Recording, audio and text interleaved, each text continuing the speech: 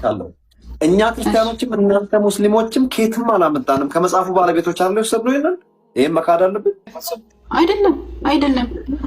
እናንተ ያመጣችሁት አዎ እንትና አይሁዶች የሰጧችሁን ነው እናንተ የተቀበላችሁት። ነገር ግን እኛ ነብዩ ሰለላሁ ዐለይሂ ወሰለም በረቨሌሽን የመጣንበት ነው የምታምኚው ከነብዩ መሐመድ አዎ ነብዩ ሰለላሁ ዐለይሂ ወሰለም ሰለሙሲ አዎ አላህ ሱብሓነሁ ወተዓላ ከሱረቱል በቀራ ምዕራፍ 1 ከቁጥር 2 ላይ ምንድነው የሚለው ቁርአንን እኛ በአሊፍ ላሚም ዛሊከል ኪታቡ ላይ ረይበ ፊህ ነው የሚለው ይሄ መጽሐፍ ይሄ ቁርአን ከአላህ ለመሆኑ ምንም ጥርጥር የለበትም ለፈህራንያን መሪ ነው የሚለው ከዓለማቱ ጌታ ከአላህ የተወረደ መጽሐፍ ነው።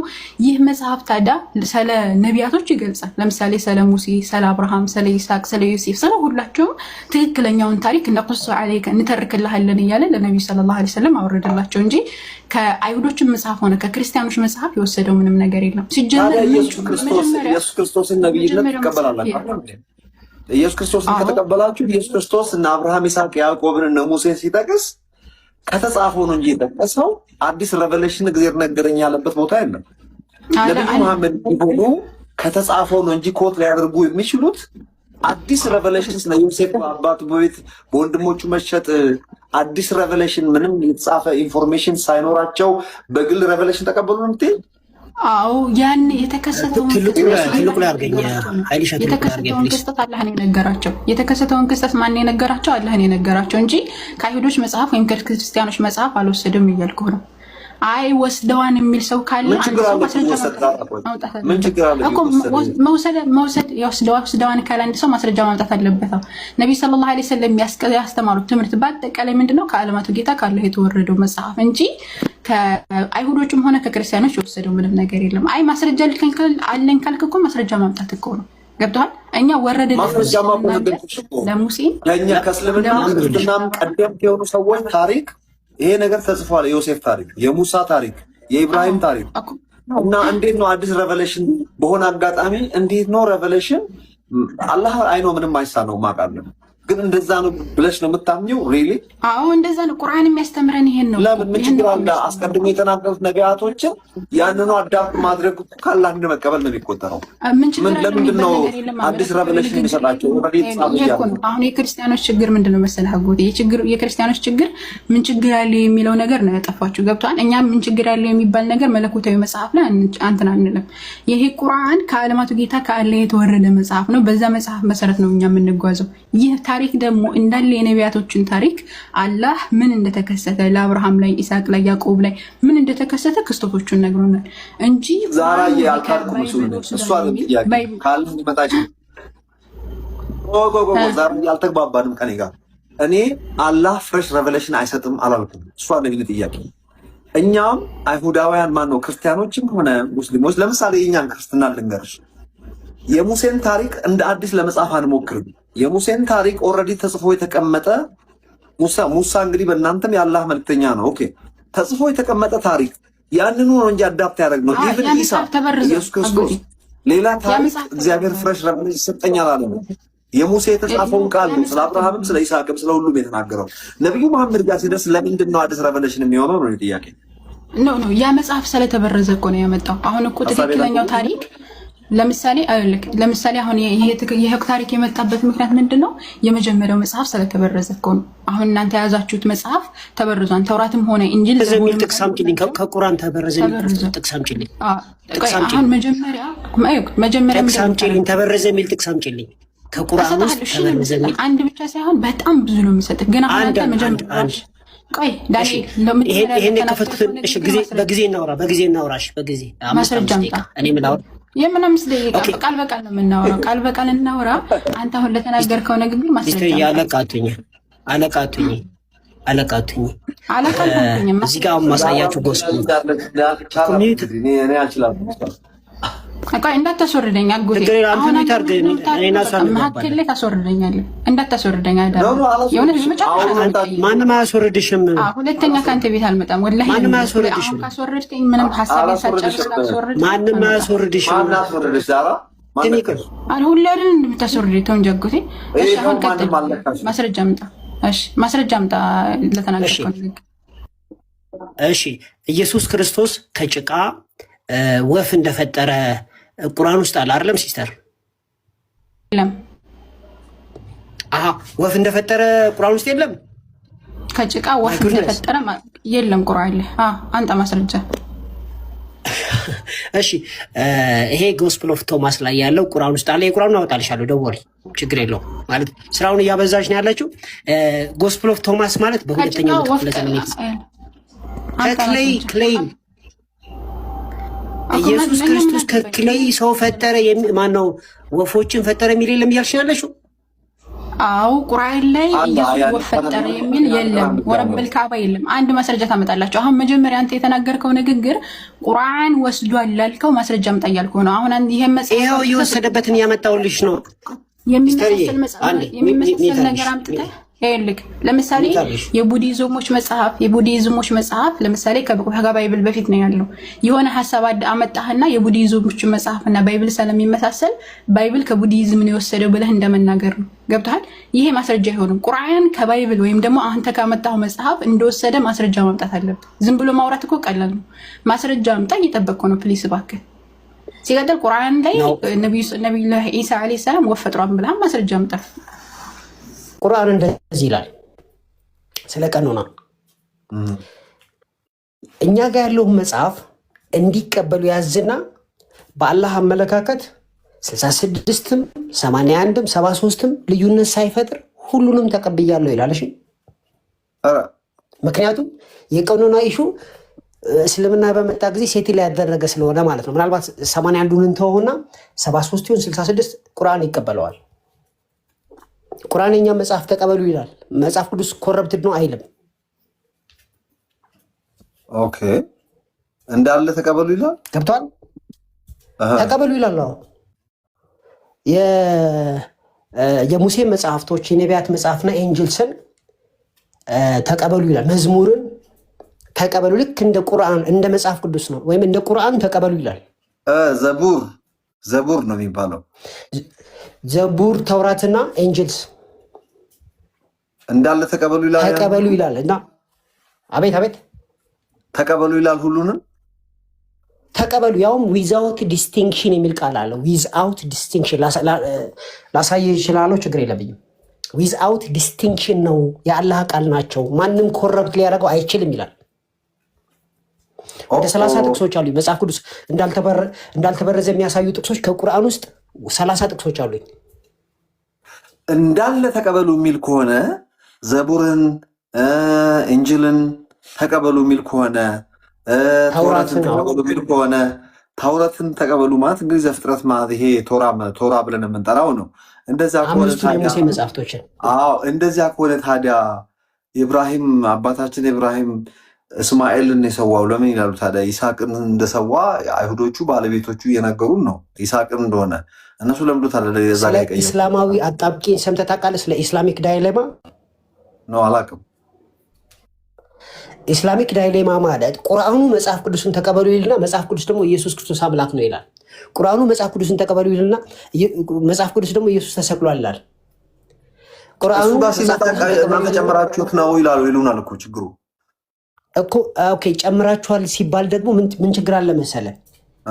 የአላህን ቃል ማንም ሰው ኮረፕት ሊያደርገው አይችልም ተብሎ ተጽፏል። ጥቅሱን ከፈለክ ልሰጥ እችላለሁ፣ የአላህን ቃል። ስለዚህ እኛ ከጨመር የአላህ ቃል ራሱ ምን አልመሰለኝ፣ ለምን ማንም ሰው የአላህን ቃል ኮረፕት ሊያደርገው አይችልም ስለሚል እኛ ኮረፕት ስናደርግ አላህ የት ሄዶ ነው? ስለዚህ እንጅልም የአላህ ቃል ነው፣ ዘቡርም የአላህ ቃል ነው፣ ተውረትም የአላህ ቃል ነው። ኢቨን ዶ ማለት ማን ነው የመጨረሻው? ምንድን ነው የሚሉት? ምንድን ነው የሙስሊሞች የሚያምኑት መጨረሻው? ከኤንጅል በኋላ ምንድን ነው? ከኤንጅል በኋላ ኤንጅልስ ወንጌል እኮ ነው። በቃ አለቀ። ገባኝ። ከወንጌል በኋላም እኮ አላቸው እነሱ አለ እንዴ? ነብዩ ላይ ወረደ የሚሉት ምንድን ነው? ቁርአን ነው። ቁርአን ኤግዛክትሊ። ሌላም ፉርቃንም ይባላል መሰለኝ። ፉርቃን ኤግዛክትሊ። አሁን ኦኬ ጥሩ። ታዲያ ለምንድን ነው አንዳንድ ታሪኮችን እንዳለ መቀበል ሲገባን ለምንድን ነው ሙስሊሞቹ አንዳንዱን ታሪክ የቀየሩት? ለምንድን ነው? ምክንያቱም የቁርአን ጸሐፊ ከመጽሐፍ ቅዱስ ብቻ ሳይሆን ከብዙ ቦታ ወስዷል። ለምሳሌ ኢየሱስ ክርስቶስ ከጭቃ ሰው ፈጠረ የሚል መጽሐፍ ቅዱስ ውስጥ አለ? የለም አይደለም? የለም። ቁርአን ውስጥ አለ። ቁርአን ውስጥ አለ። አሁን ጥያቄው ቁርአን ከየት አምጥቶ ጻፈው ስትል ከነዚህ ከአፖክሪፋል መጽሐፍቶች ወይም ደግሞ ከኖስቲክ መጽሐፍቶች ኢየሱስ እንዳለ ታውቃለህ? ጎስፕል ኦፍ ቶማስ ጎስፕል ኦፍ ቶማስ ውስጥ ኢየሱስ ቻፕተር 2 ላይ አለ። ቻፕተር 2 ቻፕተር 5 ላይ ቁጥር 2 ላይ አለ። ጎስፕል ኦፍ ቶማስ ላይ ወስዷል ቁርአን። ተቀምጣንተ ለዚህ ነው እንደ ኢንፋንሲ ጎስፕል ኦፍ ቶማስ። ድምጼን ቅዱት። እሺ ከፍቼ ላሳይ። እሱ ከአምናለሁ ነው ወሬ። ስለዚህ ኢንፋንሲ ጎስፕል ኦፍ ቶማስ ውስጥ አለ ከቁርአን የተወሰደው ማለት በሁለተኛው መቶ ክፍለ ዘመን ከተጻፈ መጽሐፍ ተወስዶ ቁርአን ውስጥ ተጨምሯል። አፕዴት ተደርጓል ማለት ነው። ምኑ? ቁርአኑ ነው። ቁርአን እኛ እኮ ሲጀመር በሁለተኛው መቶ ክፍለ ዘመን የተጻፈ የምንቀበለው መጽሐፍ የለንም። በሙሉ ፈርስት ሴንቸሪ ላይ አይዊት ነሶች የጻፉት መጽሐፍ ነው ያለን።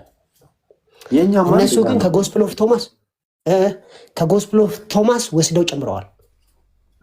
ግን አንዳንድ ቆይ እኛም ሆነ ሙስሊሞች ቆይ ዛራ ትግባ። ቆይ እስቲ ቆይ እሷን እንደውም እንጠይቃታለን። ቆይ ትግባ ዛራ ግቢ እስቲ። አሁን አንድ ነገር መጠየቅ እፈልጋለሁ። ዛራ ራሷ ስገባ ምንድነው መጠየቅ የምፈልገው?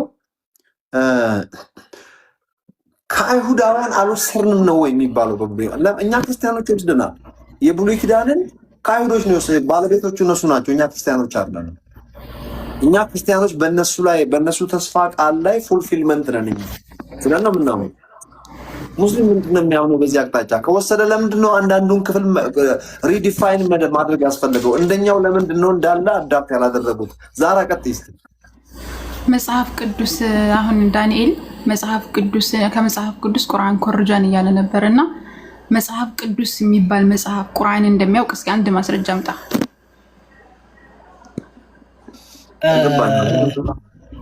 መጽሐፍ ቅዱስ የሚባል ቁርአን መጽሐፍ ቅዱስ የሚባል መጽሐፍ እንደሚያውቅ አንድ ማስረጃ አምጣ። የሚላምጣልሽ ከእናንተ ውስጥ ጎስፔል የምን ጎስፔል ነው የምትለው? መጽሐፍ ቅዱስ እያልክ ነው ስታወራ የነበረው። አሁን መጽሐፍ ቅዱስ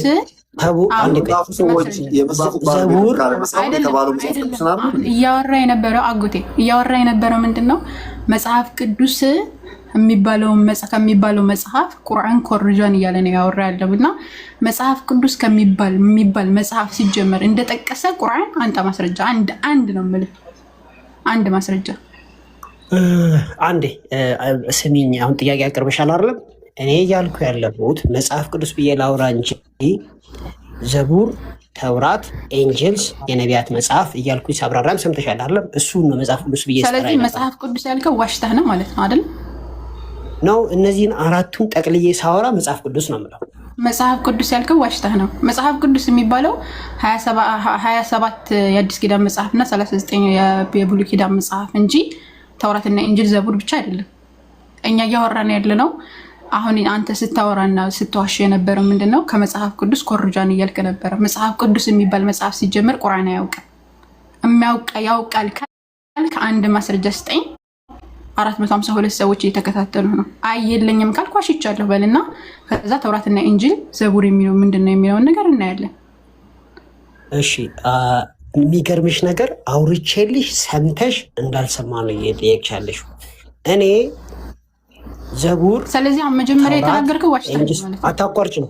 ስትጨርሺ ነው የገባሁብሽ እና እኔ ስጨርስ ነው የምታወሪው። እሺ ዝም ያልኩሽ ሀሳብሽን እንድታስተላልፊ ነው። ተስማማን? ሰው አታንኮሻኩሻ። እያንኮሻኮሽ ነው ሲስተርዬ።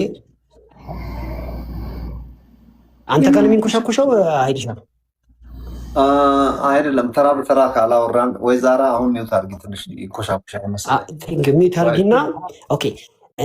እኔ መጽሐፍ ቅዱስ ስል የሙሴ መጽሐፍት፣ ተውራት፣ እንደገና ደግሞ የነቢያት መጽሐፍት፣ እንደገና ጾም፣ ዘቡር፣ መዝሙር፣ ኤንጅልስ እነዚህን ነው የመጽሐፍ ቅዱስ የምለውና ስለዚህ የእነዚህ ሌላ ስማቸው መጽሐፍ ቅዱስ ነው፣ ውሸት አይደለም። አጠራራችን ጠቅለል አድርገን መጽሐፍ ቅዱስ ስለምንላቸው ነው።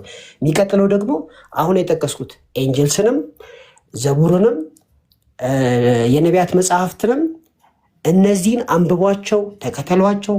የአላህን ቃል ልክ እንደ ቁርአን ነው የሚል አውጥቼ ላሳይሽ። እሺ ስለዚህ አሁን ከዚህ ያላቸው 557 ሰዎች ወገናችን ዳንኤል ሲል የነበረው ምንድነው? ከመጽሐፍ ቅዱስ ቁርአን ኮርጃን እያለ ሲያወራ ነበረ። አንድ ማስረጃ አላመጣም።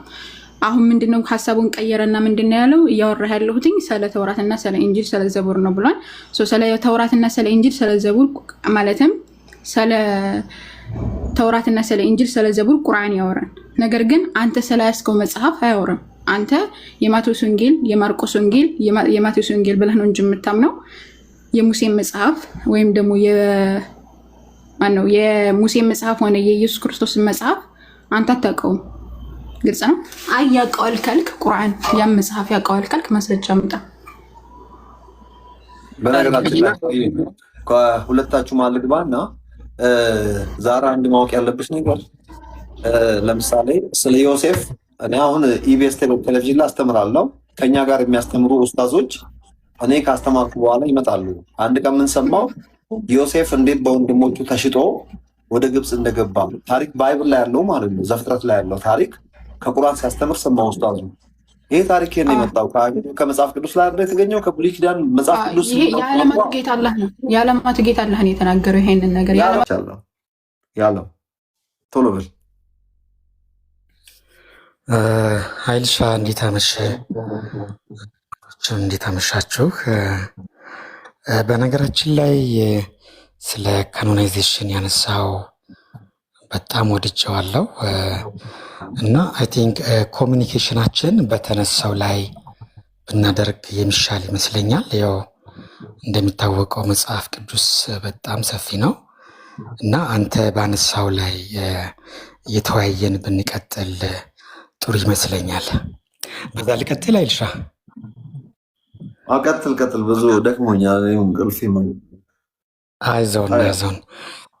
በነገራችን ላይ አሁን እኛ ክርስቲያኖች የተለያዩ መጽሐፍት እንቀበላለን። ይኸው መጽሐፍ ቅዱስ የዘላለም ሕይወትን የምናገኝበትን መንገድ ነው የሚያሳየን እና ግን በመጽሐፍት ልዩነት በጣም የሚደረገው ፍረጃ እኔ በበኩሌ ስለማልስማማበት ካኖናይዜሽን በጣም መወያየቱ አስፈላጊ ነው እና ስላነሳው ታንኪው።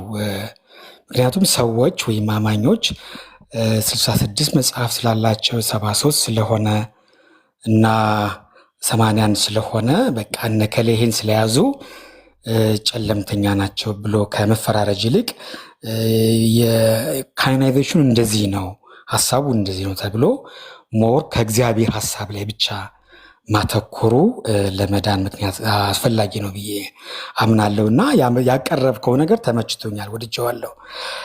እዚህ ላይ ግን አንድ ልጠይቅ የፈለግኩት በተለይ ኦሪት ዘፍጥረት የሆነ ቦታም አንስቸው ማለት ሌላ የሆነ ስለ እግዚአብሔር የተለየ ሀሳብ ያለው ሰው በተለየ የተረጎመውና እንደው ለአንበበውና እስኪ አስተያየት ሰጥበታለህ።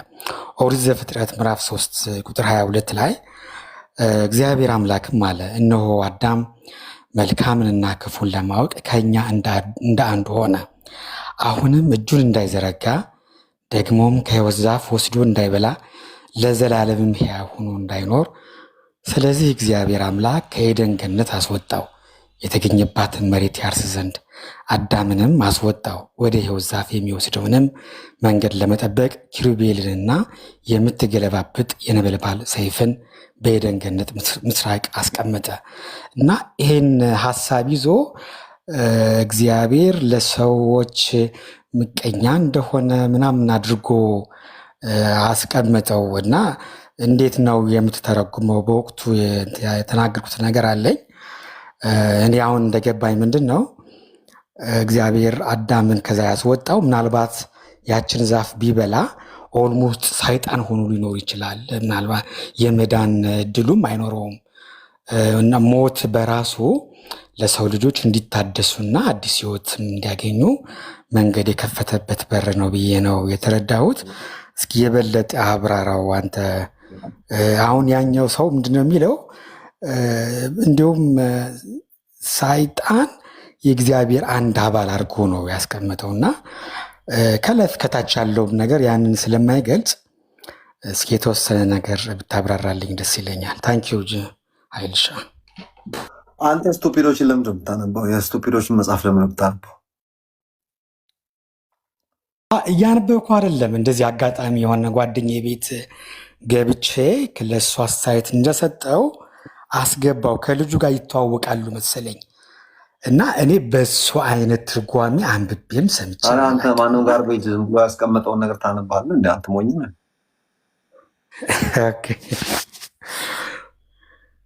ሰይጣንን የእግዚአብሔር እንትን አድርጎ አንድ ላይ እንዳታልሉን አድርጎ ሊያቀርብ ነው። በጣም ገረመኝ እሱ ማለት እኔ አንድ ወንድም እንዳይ ታውቃለህ። አንድ ቀን የኢዮብ መጽሐፍ አብቦ መጣና ኢዮብ መጽሐፍ እስቲ ባሪያን ኢዮብ የሆነ ሲለው ከዛ በል እንደፈለግህ አድርገው በቃ ማምን አለው ይላል። ቴንክ ዩ ጋይስ ቴንክ ዩ አመሰግናለሁ። ስማ ኃይሉ አለች አቢት ብለዋለሁ። ጴንጤ እኮ ነው ልጁ። አንዳንዴ እኮ አትምን እግዚአብሔር እና ሰይጣን ተስማምቶ እኮ ጫወቱብናል። የኢዮብን መጽሐፍ አንብቦ መጥቶ ማለት እንደዚህ ማንም ተነስቶ እንደፈለገ ሲጽፍ አንዳንዴ መጠንቀቅ አለብን፣ ምን ማንበብ እንዳለብንም። ግን ላልከው ነገር አንተ ትክክል ሳል ሰው ኃጢአት ሲሰራ የህይወት ዛፍ መቼ እንድንበላ እግዚአብሔር እንዳስቀመጠ አይዲያ የለኝም። ነገር ግን ሰምሃው የህይወት እንጀራ የማነው የህይወት ዛፍ የሆነችው የምትበላ ነች። መቼ እንደምንበላ አልነገረንም። ሰዎች ቢበሉ ግን ለዘላለም ይኖራሉ። ነገር ግን አሁን ተመልከት፣ በውድቀት ውስጥ ሄዶ ተመልሶ ቢበላ በውድቀት ለዘላለም እንዳይኖር ሞት በሚባለው ኤግዚት ይህንን መከራ ማብቂያ ለማበጀት ለዚያ ነው መጽሐፍ ቅዱስ ሞትም ለጥቅማችሁ ነው የሚለው። ሞት ምኑ ጋር ነው ጥቅሙ? ምኑ ጋር ነው መልካምነቱ ካልክ ለቅዱሳኑ እግዚአብሔር ለሚያውቁ ለእግዚአብሔር ቤተሰብ ለሆኑ ዳግም ለተወለዱት ሞት አስፈሪ ሳይሆን ጥቅማቸው ከዚህ ዓለም የሚገላገሉበት መገላገያ መንገድ ነው። እኔ ድሮ አዲስ ክርስቲያን በነበርኩበት ሰዓት ቴንክ ዩ ጋይስ ላይክ እያደረጋችሁ ስጦታ እየሰጣችሁ ላላችሁ በጣም ነው የማመሰግነው። ሞት ባይኖር ኖሮ ለዘላለም እንደዚህ ይኖር ነበረ። አንድ ጓደኛ ምን ብሎኛል? ይህን አሁን ያለህን ህይወት ለዘላለም ኑረው ብባል አለ አሁን አለ ገንዘብ አለኝ፣ ኑሮዬ ጥሩ ነው፣ የታመምኩ አይደለሁም። ቴንኪዩ ዳኒ አመሰግናለሁ። አለ እንዴ ዳኒ ግባ እስቲ አንዴ ሰላም ብለን። ቴንኪዩ ጋይስ። ምን አለ የአሁን ያለሁትን ህይወት ልጁ ጓደኛዬ ነው፣ ደስተኛ ነው፣ አሜሪካ ነው የሚኖረው፣ ፕሮፌሽናል፣ ሜክስ ጉድ ማኒ፣ የሚረዳው ሰው የለም። በጣም ዘንጥ ብሎ ቫኬሽን የፈለገውን ነገር ማድረግ የሚችል ልጅ ነው። ምን አለ መሰላችሁ? አንድ ነገር አለኝ፣ ይሄንን ህይወት ለዘላለም ኑረው ብባል አለ ለዘላለም ኑሮ ብባል ቁጭ ብዬ አለቅሳለሁ አለ። ምን ለማለት ፈልገ ነው አልኩት። ምን እንዳለኝ ታውቃለህ? ማብቂያ ሊኖሩ ያስፈልጋል። ይህ በኮራፕትድ ባዲ ውስጥ የምንኖርበት ጊዜ ከ70 80 90 ግፋ ቢል ከ100 ዓመት ማለፍ የሌለብን ነገር ነው። መገላገል አለብን። ሰማሃው ኢቭን በምድር ላይ እንኳን ያለ ነው ለማገልገል ሌሎች ሰዎች በረከት ለመሆን እንጂ ከዚህኛው ዓለም ልክ ሐዋርያ ጳውሎስ ብሄድ ይሻለኛል እንዳለው እውነቱ ያ ነው።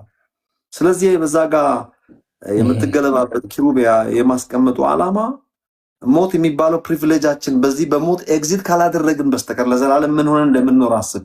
አንተ አሁን አስብ። እኔም ራሴን አሁን አያመኝም፣ በአሁኑ ሰዓት ጤናማ ነኝ፣ ደስተኛ ነኝ። በቃ እንደዚህ ሆነ ለዘላለም ማለቂያ የሌለው ኑር ብትለኝ እኔም እንደዛ ላይ እየተንከባለልኩ ነው ማለት ሰው። ለምን እንዲህ ይሄ ነገር የሆነ ቦታ ላይ ማብቃት አለበት። የፈለገ ደስተኛ ብትሆን የሆነ ቦታ ላይ መቆም አለበት። ስለዚህ መልሱን አንተ ራስህ መልሰዋል ማለት ነው። እነዛ ግን ስቱፒዶች የሚቀባጥሩትን እግዚአብሔርና የሰይጣን ጓደኛ የሚያወሩ ወሬ ታፈጥልኝ ብሎ አትስማቸው። አቤት አሁን አንተ ካነሳው ላይ እንደው ሀሳብን አሳጥሮ ሌሎች ሰዎች ይናገሩ።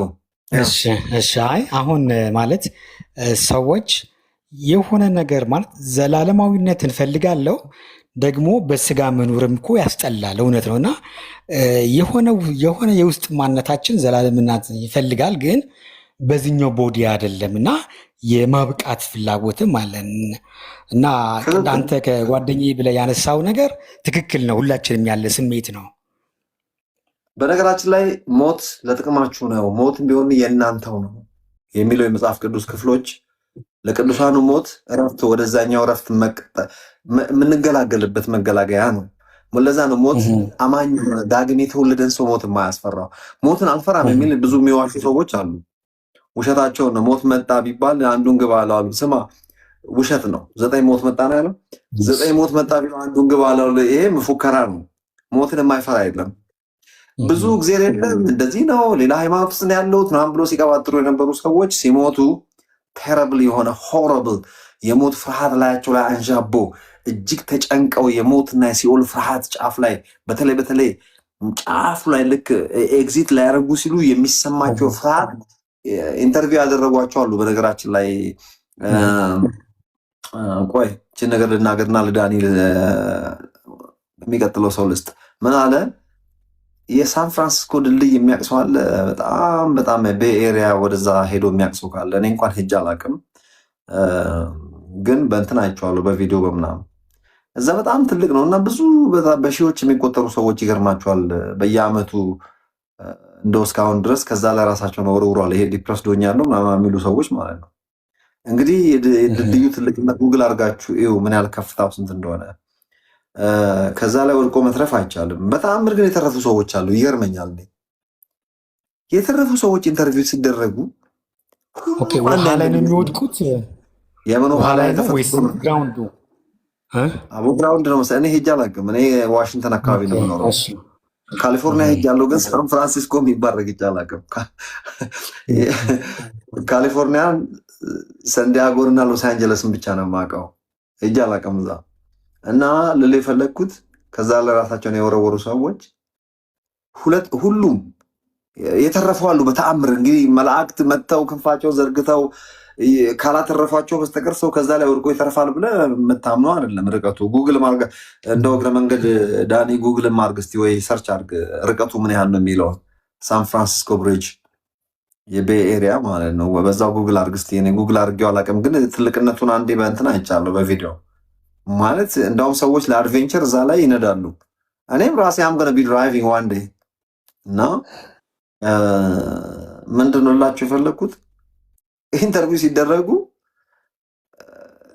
ምን ተሰማ ከዛ ላይ ራስን ስትወረውር እንግዲህ የተረፉ ሰዎችን ነው ሪሊ ምን ተሰማ እውነቱን ተናገር ተብሎ እንግዲህ ግማሾቹ ሙስሊሞች ናቸው፣ ግማሾቹ ኤቲስቶች ናቸው፣ ግማሾቹ ክርስቲያኖች ናቸው።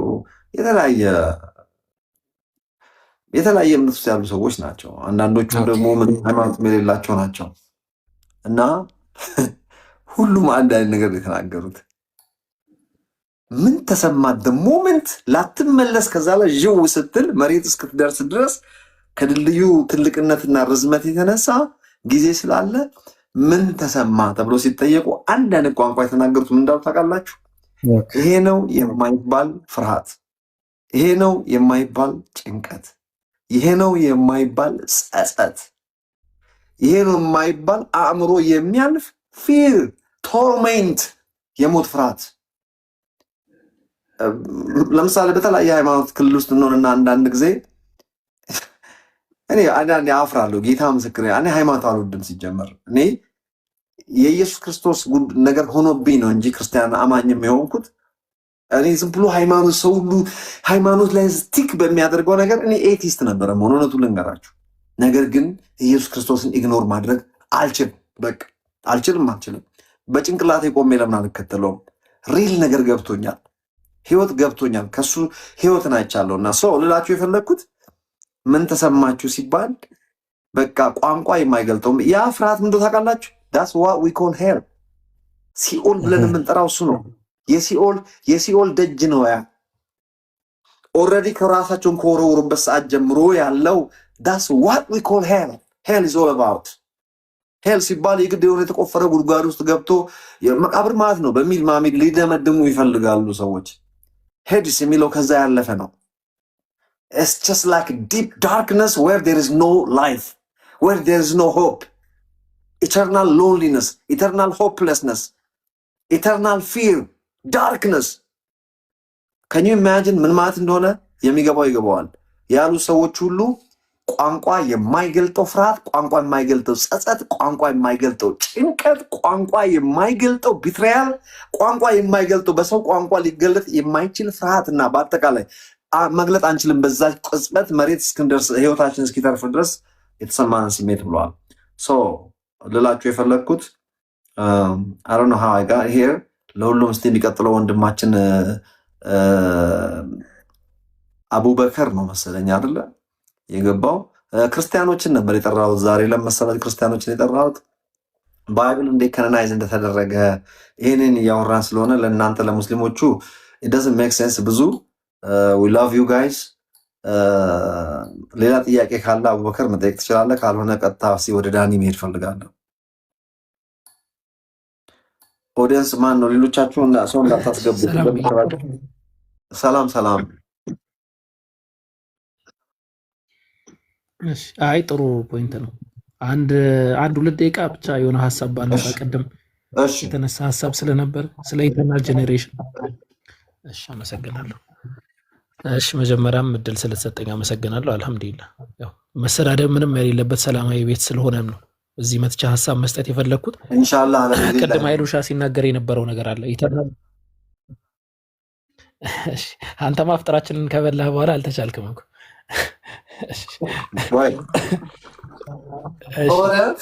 ስለ ኢተርናል ጄኔሬሽን ወይም ደግሞ ስለ ኢተርናል ሰንሺፕ ብለን ስለምንጠራው ነገር የተነሳ ሐሳብ አለ ኢየሱስ ክርስቶስ ቅድመ ዓለም ወይም ደግሞ ዘላለም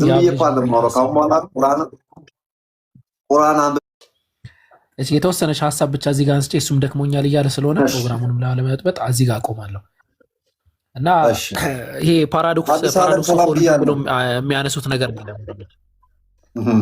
አታቋርጠኛ አይሉሻ ወይታቸውን አዲስ ዓለምን አይቻት ነው ሰላም ሶሪ እሺ ችግር የለም እና ፓራዶክስ ኦፍ ኦሪጂን ብለው የሚያነሱት ነገር አለ ያም ማለት ምን ማለት ነው ሁለት ሰልፍ ኮንትራዲክተሪ የሆኑ ሐሳቦች አሉ አንደኛው መወለድ የሚባል ሐሳብ ሁለተኛ ደግሞ ዘላለማዊነት የሚባል ሐሳብ ማለት ነው ኃይሉሻ ያነሳው ያንን ነው አንድ ነገር ተወለደ ማለት ካለመኖር ወደ መኖር መጥቷል ማለት ነው ዘላለማዊ ነው ደግሞ ማለት ኢተርናል ነው ካለመኖር ወደ መኖር የመጣበት ጊዜ የለም ማለት ነው ስለዚህ አንድ ኢየሱስ ክርስቶስ ወይም አንድ አካል ወልድ ተብሎ የሚጠራ አካል ቅድመ ዓለምም የተወለደ አመሰግናለሁ ታንክ ዩ ተባረክ ወንድሜ አቡበከር አመሰግናለሁ ኢንሻአላህ አልহামዱሊላህ ረቢል ዓለሚን የምናቃተን ሰብሰብ አድርገን ረቢል ዓለሚን ብለናል ኦራይት ቁርአን እስካነብ ድረስ አቲንግ ጥራዝ ነጠቅና እንዳትሉኝ ማቃተን ትንሽ ኦራይት praise the lord thank you ቆይ ዳኒ እንትን ላላርግ ወንድማችን 11 ኪሎ ሜትር ነው ሳን ፍራንሲስኮ ቤይ እንትሩ ርዝመቱ ቁመቱ ግን 58 ሜትር ነው ብዙ አንድ ብቻ አይደለም በኤሪያ ላይ ያለው ብሪጅ ረጅሙ 11 ኪሎ ሜትር ነው ኪሎ ሜትር ርዝመቱ 11 ኪሎ ሜትር ወደ ላይ ቁመቱ 58 ሜትር 58 ሜትር ማለት